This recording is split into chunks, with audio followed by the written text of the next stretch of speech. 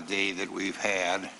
I would like to start out by commending the chairman for following the rules. I think that this markup has been a lot better than it could have been, and I think the chairman has been probably very even-handed on that. With that being said, let me say that the chairman and those on his side the aisle are dead wrong on all of the issues that we've been debating both today and last night as well as beforehand. The Constitution says that the President and other civil officials can be impeached for treason, bribery, or other high crimes and misdemeanors. Yes. I think it's very obvious that there was no treason or bribery alleged here. And it goes down to what has been alleged in these two articles, whether they really are high crimes and misdemeanors. I would submit the answer on both of them is an emphatic no. What is accused of being, an abuse of power is, in my opinion, a policy disagreement on how the President should have approached the issues that are outlined there. And let me say that as far as foreign aid goes, and the issue of the $391 million of foreign aid to Ukraine is the one in the center, is that practically every bit of foreign aid that the United States disperses following a congressional appropriation is contingent on something or another.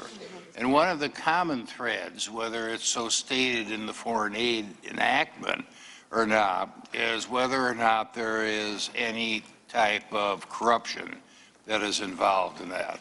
I think we all have conceded that Ukraine has been a pretty corrupt country and that President Zelensky was elected on an anti-corruption platform, and we wish it well in cleaning the place up.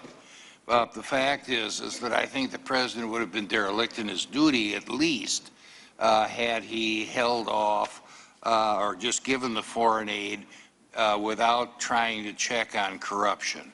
And that was what was going on. As far as obstruction of Congress is concerned, earlier today I talked a bit about the fact that this article is drafted so loosely and so weakly that it turns the United States into a parliamentary form of government. And the consequence of that is that whenever we have a president, a majority of the House of Representatives controlled by opposite parties, you're going to attempt to see the majority in the House of Representatives try to impeach the president. But I would like to finally say that we have heard an awful lot about the fact that if Donald Trump is not impeached or removed from office, he's going to steal the 2020 election. That is one of the most outlandish predictions that I have ever heard. The 2020 election is going to be looked at very closely by representatives of both of the candidates, by the news media, by a lot of citizens, whether they're involved with the campaigns of the candidates or not. And it's going to be pretty darn hard to steal the 2020 election. After all of this has happened. But what's happening here is there's an attempt to steal the 2016 election 3 years after the fact. Because if Donald Trump is impeached and removed from office based on this flimsy record, based upon all of the problems of extinguishing minority rights, both in the Intelligence Committee and before tonight here, and that will end up stealing the 2016 election. It will end up voiding the votes of the 63 million people who voted for Donald Trump for President of the United States.